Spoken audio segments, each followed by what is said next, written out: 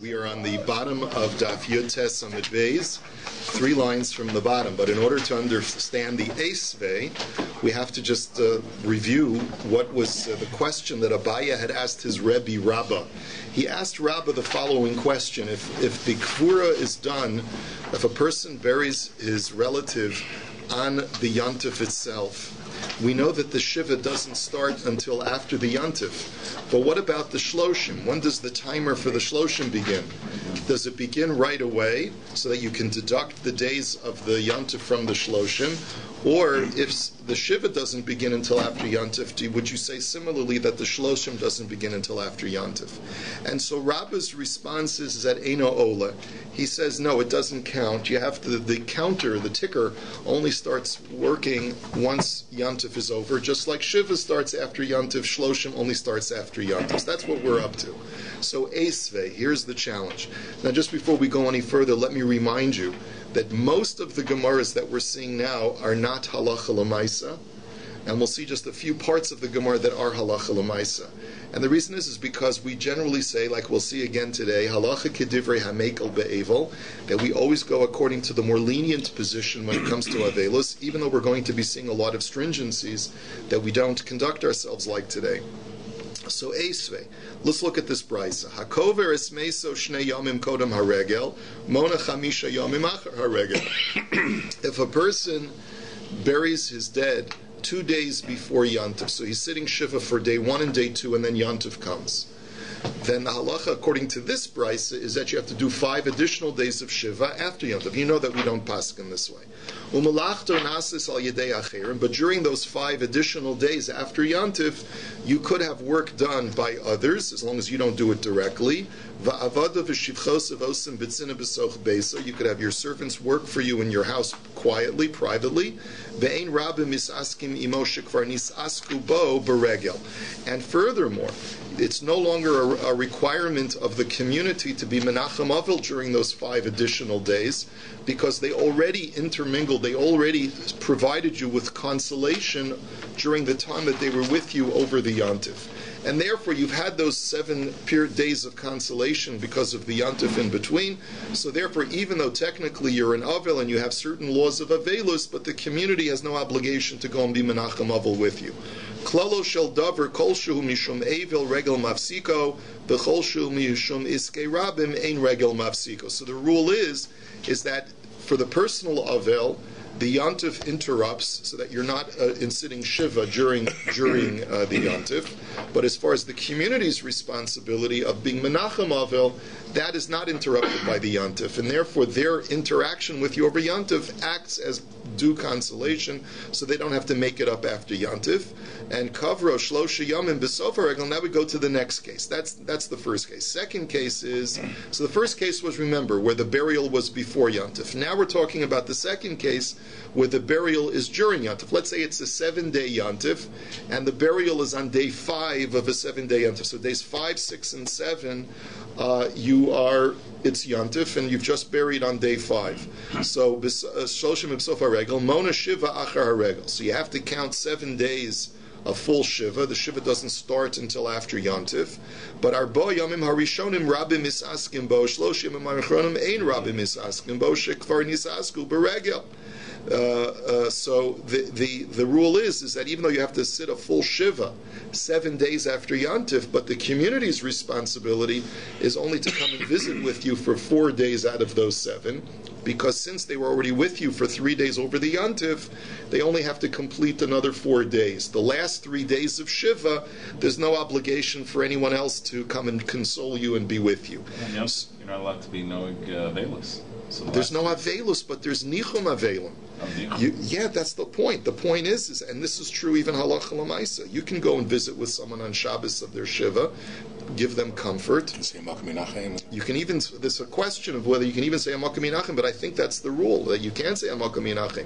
But to spend time with them, to be Menachem Avil, you can certainly do on Shabbos. It's a misconception that people have that you can't spend time with the Avil. No, that actually is part of the consolation.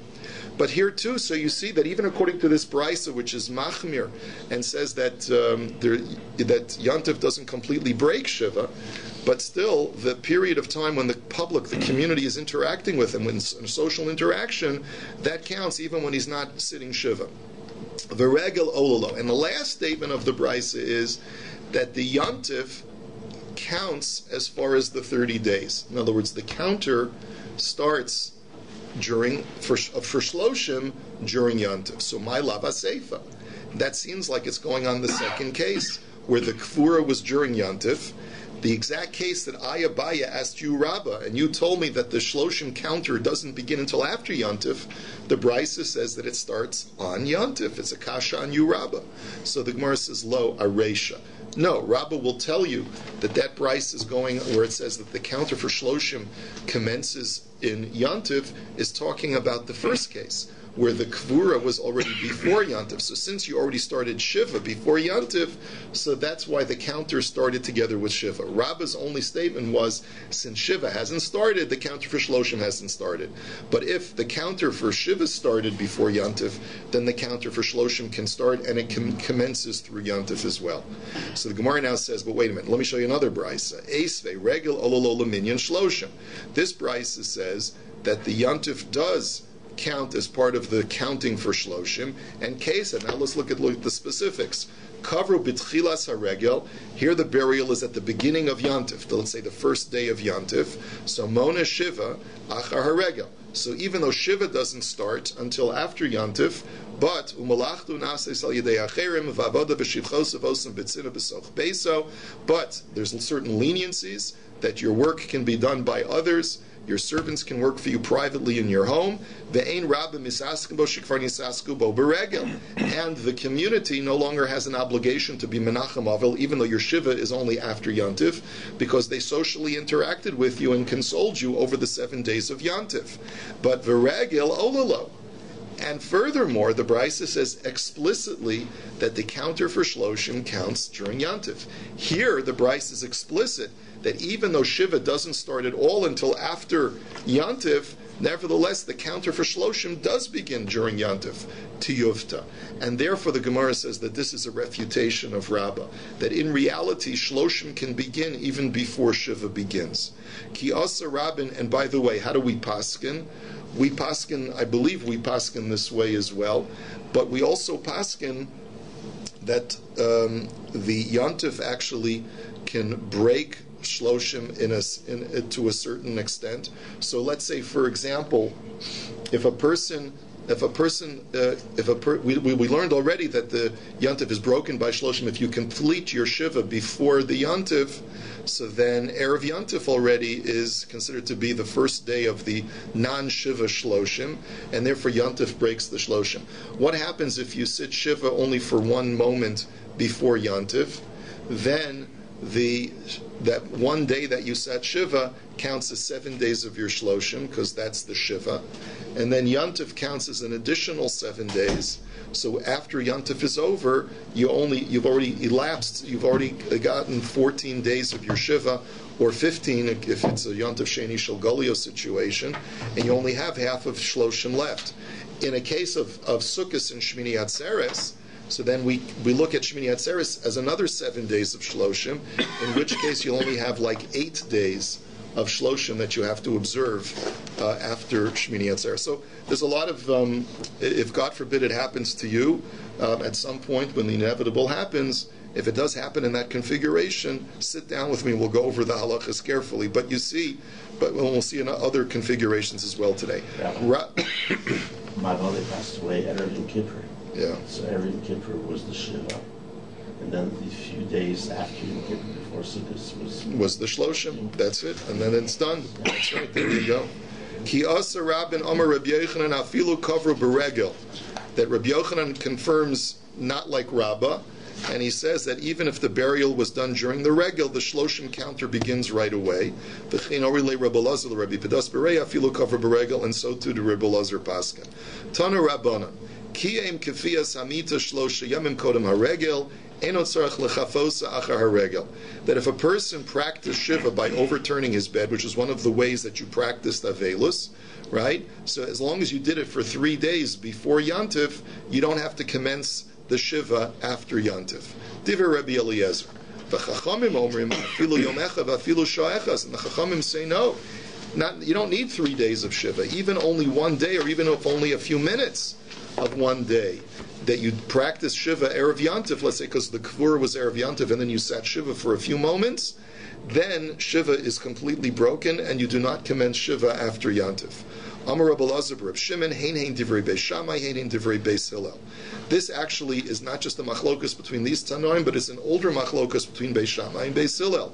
Beis Shammai omrim shlosh yomim, Beis Hillel omrim afilu yom echad, afilu shah echas. That according to Beis Shammai, you need to have at least 3 days of Shiva in order to the Yantif to break it.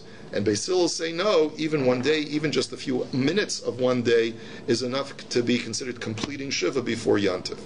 Amar Rav Huna, Amar Reb Chia bar Abba, Amar Reb Yechanan, V'amri la Amar Lahu Reb Yochanan, Reb Chia bar Abba, Rav Huna, Afilu Yom Echad, Afilu Shah Echas. That confirms like Beis Hillel. Rava Amar, Halacha Ketana Didan, Da Amar Shlosha. Now Rava, disagreeing with the aforementioned, says the halacha is like Beis Shammai, that you have to have 3 days minimum before Yantif in order for Yantif to break the Shiva. If you only have 1 day or 2 days, then you have to commence after Yantif. Ravina ikla l'sura de paras. Ravina comes to this place. Amar le Rav Chaviva le Ravina hilchas amai, and Rav Chaviva asked Ravina, what's the halacha as far as how many days of Shiva have to be before Yantif in order for Yantif to break it?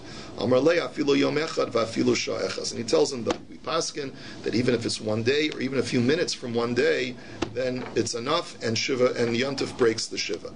Yosef Rabbi Chia bar Abba v'Rabbi Ami v'Rabbi Yitzchak Nafcha Akila de Rabbi Yitzchak ben Elazar, that these sages were once standing at the threshold of Rabbi Yitzchak ben Elazar. This is a common occurrence, that the Talmidim are standing on the doorway of the Rebbe waiting to speak to him, and in the middle of their waiting, they have this discussion. Nafak milsa b'beinayu minayin lavelo shiva. And so they began discussing, and the following question was raised. From where do we get this idea that Shiva is a 7-day period? The mourning period is 7 days. Because the Torah says that I shall convert your holiday into a day of mourning. So Machag Shiva, Avelo Shiva, just like the typical Chag is 7 days, so too Avelus is 7 days. Frek the Gemara, but wait a minute, Ve'ema Atzeres Dechad Yoma, maybe the pasuk that talks about a Chag is talking about Chag Shavuos, which is only 1 day, so maybe Avelus should only be 1 day. The Gemara says, Hahumi Boile. There is truth to that statement, but since it's only a minority holiday, we only apply it to a minority case. L'chid Reish Lakish, the Amar Reish Lakish, as Reish Lakish had taught, Mishum Rabbi Yehuda Nesiya Minayin l'Shmur Rechoka She'enon Heges Ela Yom Echad. How do you know that this principle of Shmur Rechoka Avelus only applies 1 day? Now, what is a Shmur Rechoka? It means that you hear of the death of your relative many days after the demise actually occurred, and we'll define this carefully in just a moment. But in that situation, you only have to sit Shiva for 1 day. Where do we know this from? And as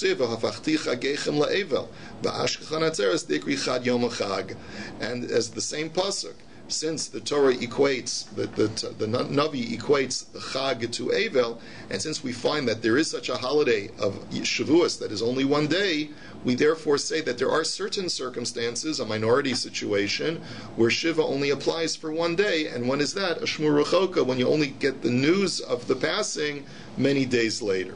Tana Rabbanan Shmur. The Shiva is completed. From the Shmur Rechoka, for the people that are. Maybe there was no one else sitting Shiva. There was for the person who is the relative, who hears many days later. We'll define what it means. We'll define what it means momentarily. Tana Rabbanan Shmur Karova Noheges Shiva Ushloshim Shmur Rechoka Eno Noheges Elo Yom Echad. So the Brisa now says a Shmur Karova, which means you hear about it proximal chronologically to the time of the passing. So then you have to have Shiva and you have to have Shloshim. But if you hear about it many days later, then you only have to have Shiva 1 day. Ezu hi krova ve'ezi rechoka. So Alan, to answer your question, what is the difference between krov and rechoka? What is the line of demarcation? Krova b'soch shloshim, rechoka la'achar shloshim divrei Rabbi Akiva. So the answer is, and this all halacha of distinguishing between shmur rechoka, shmur krova is all according to Rabbi Akiva. He says, if you hear about it within 30 days, it's called Shmua Krov, and you have to sit Shiva and Shloshim.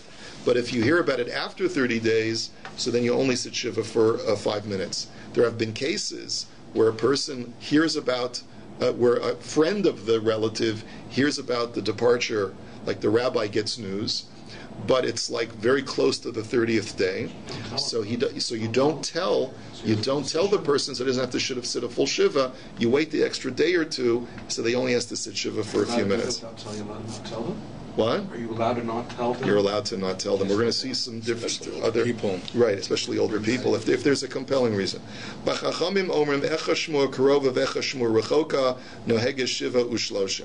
Chachamim disagree with this distinction, and they say no, you always have to sit shiva, even if you hear about it much later. Amar Rabbi bar Barchana Amar Rabbi Yochanan Kol Makom Shatamotze Yachid Mekel the Rabbi Machmirin Alacha Kerabim Chutz Mizu. He says anytime normally you have a machlokas between a majority and a minority opinion, especially when the minority is lenient, you almost always paskin like the majority opinion that's machmir, except for this case. Sha'afal pisha Rabbi Akiva Mekel b'Chachamim Machmirin Halacha Kerebbi Akiva. That even though the Chachamim are in the majority, and they say even for a Shmua Rechoka you should sit Shiv and Shloshim, but nevertheless we paskin like the Rabbi Akiva, who's the minority opinion, even though he's Mekel. The Omar Shmuel Halacha Kedivrei Mekel be'Evel, and as we had learned before, Shmuel says we generally, as a general rule of thumb, we always go according to the lenient position in the laws of Avelus, even when it's a minority opinion, even right. So this is an example. Rav Chanina Asya leishmua de'avua mi beichozoi Asya lekami de Rav Chisda Amar leishmua rechoka and enegas elayom echad.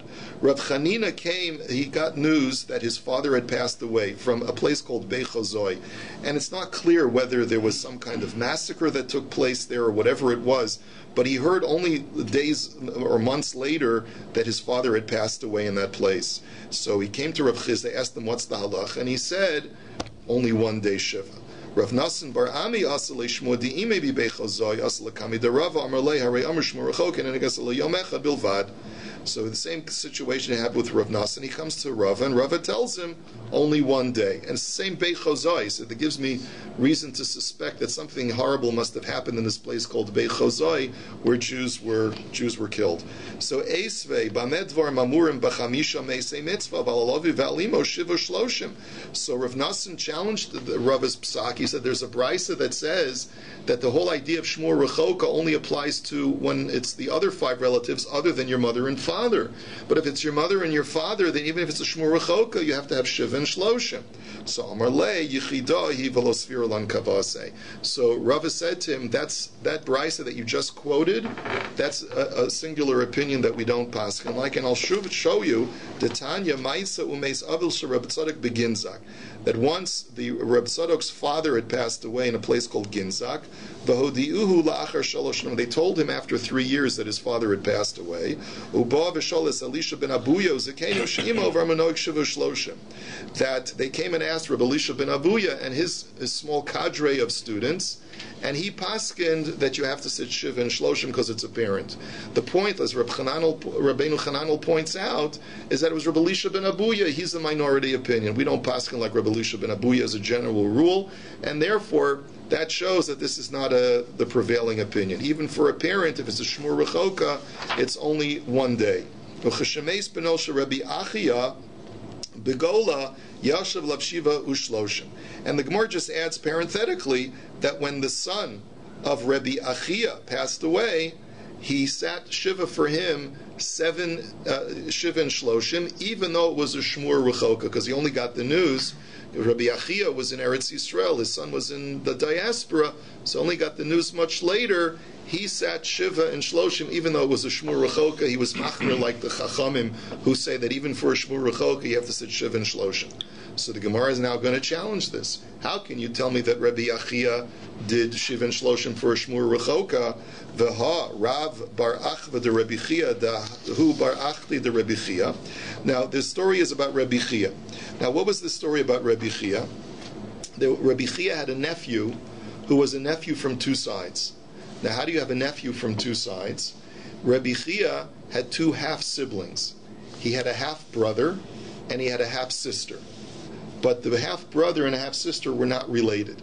because one was from his father and one was from his mother, and the widow and the widower got married, and they gave birth to Rebbe Chia.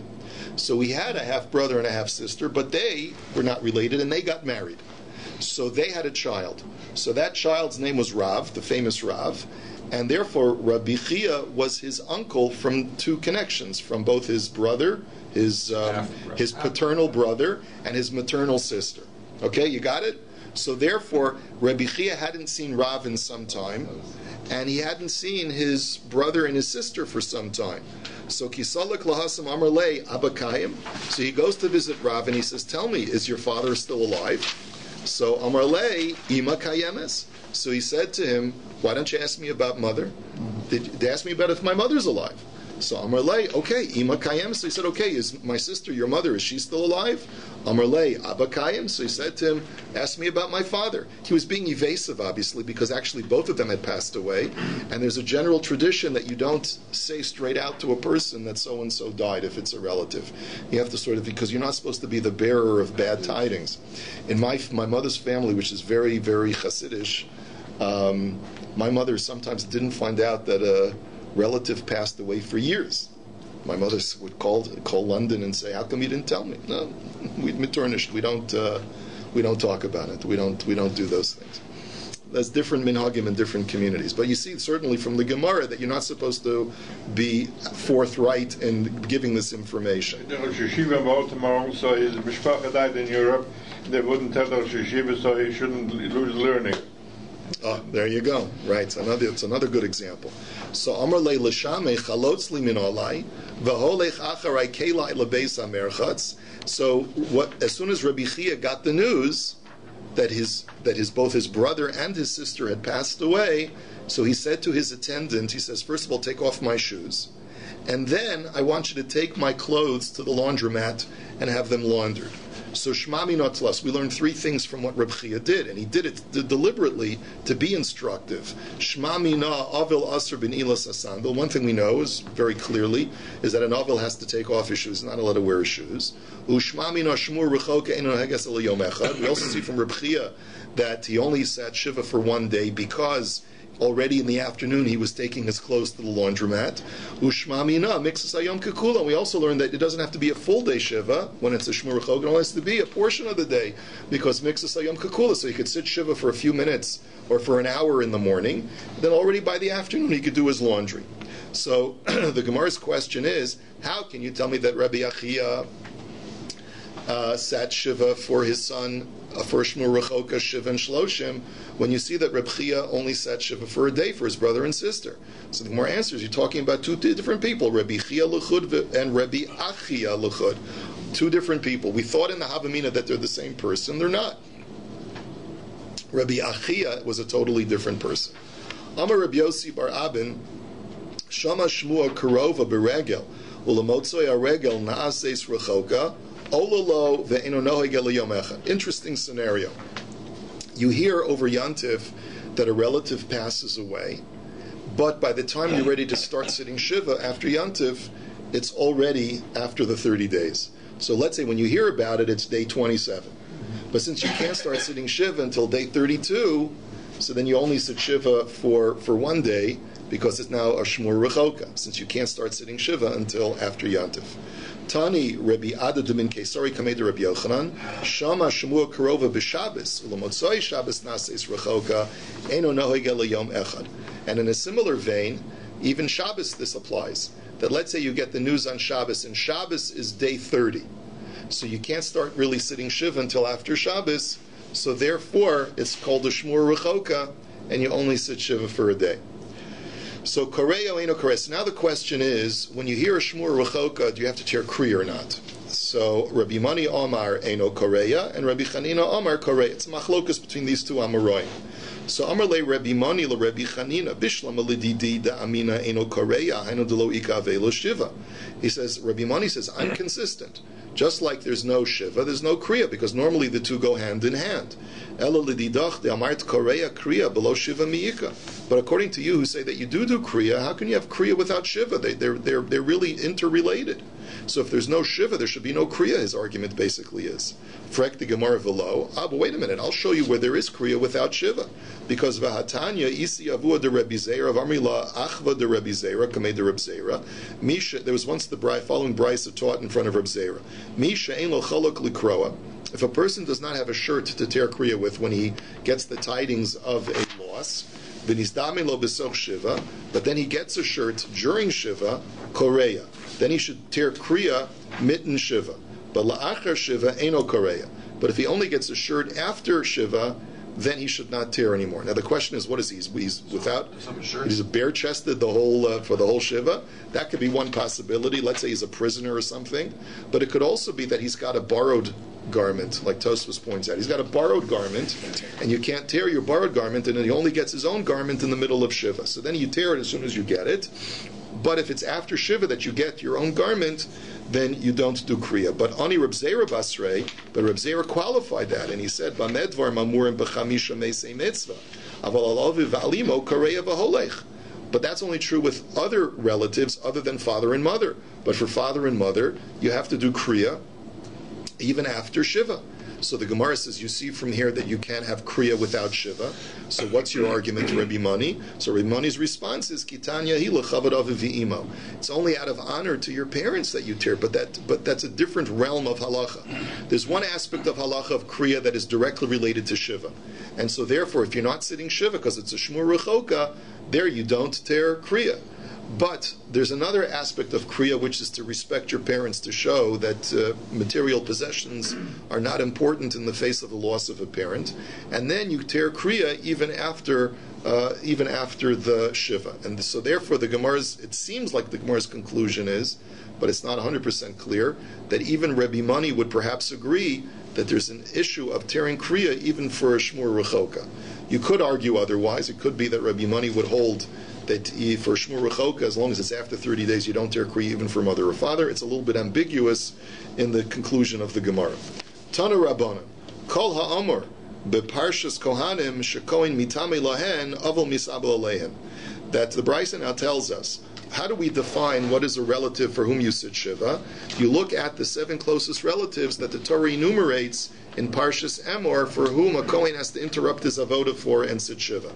And they are Ve'eluhein, Ishto, Aviv, Ve'imo, Achiv, Va'achoso, Beno, Vito. They are a spouse, a wife, a father, a mother, a brother, a sister, a son, and a daughter. And Hosifo alein achiv va'achoso habesula me'imo, because the Torah normally talks about paternal siblings. The Chachamim added, and they said, even though midioraisa you only have to sit Shiva for a paternal sibling, we will add that you have to sit Shiva for a maternal brother or sister as well, provided that the sister is unmarried. Va'achoso nesua bein me'aviv bein me'imo. And if your sister is married, you also sit Shiva for her, provided that she's a full sister. But that's also only midirabanan, because midiraisa, once your sister, because the Torah says achoso habesula, but once your sister gets married, she's no longer part of your mishpacha, and therefore midiraisa you don't sit shiva for her. Only rabbinically you have to sit shiva for a married sister. Okay, uchashem shemisabel aleihem kach misabel al sheniyim shalahem divrei Rabbi Akiva. And then the Brisa says something else quite interesting, according to Rabbi Akiva, that just like you have to sit Shiva for a relative, when a relative of yours is sitting Shiva, and it doesn't directly affect you, but since it's your relative, you have to sit Shiva together with them. That's according to Rabbi Akiva. Rabbi Shimon ben Elazar Omer, Eino misabel ela al ben beno ve'al avi aviv. And Rav Shimon ben Elazar says no. The only, like the second degree of separation, that law that you sit Shiva for a relative's loss is only if it's a grandfather or a grandson. So if your parent loses a parent, so then you have to sit Shiva with your parent. Or if your son loses a son, you sit Shiva with your son. But if it's for a sibling, if your brother loses a child, then you don't sit Shiva with your brother. Does it mean avi aviv or can it be avi imai too? Yeah, I think it just means a grandparent. I'm not sure. It's not clear. Strictly biological parents? It seems that way. But Chachamim omrim, du adin avi imo bas bita. Right. Tosfos says that expressly. But Chachamim omrim kol shemisabel olav misabel imo. And the Chachamim say that whatever relative you have that's sitting Shiva, you have to sit Shiva with him. So the Gemara asks the obvious question, Chachamim Hainu Tanakama, what's the difference between the Chachamim and Rabbi Akiva? They both seem to be saying the same thing, that whenever your relative is sitting Shiva, you have to sit with him. So Ika Beinahu Imo Babayas. The difference is that according to Rabbi Akiva, even if you're not with that relative, you have to sit Shiva because he's suffering. But according to the Chachamim, you only sit with him, you only show signs of mourning when you're there in the house with him. But if you're not in the house with your relative, then there's the laws of Shiva, Bichlal, do not apply to you. Kiha de Amarle Rav Lechia Berei, V'chein Amarle Rav Huna L'Rabba Berei, Be'apa Nahog Avelusa, Below Apa Lotino Gavelusa. That there was a situation where Reb Chia said to his son had a wife, his son was married, and his wife just had a loss in her family. Let's say she lost a sibling.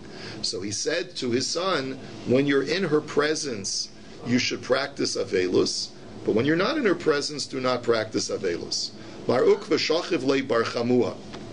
Now Mar Ukva had a situation where the son of his father-in-law passed away. So his father-in-law, he wants to show respect to his father-in-law. He loses a son. So he figured, look, it's my father-in-law's son, so it's my wife's brother.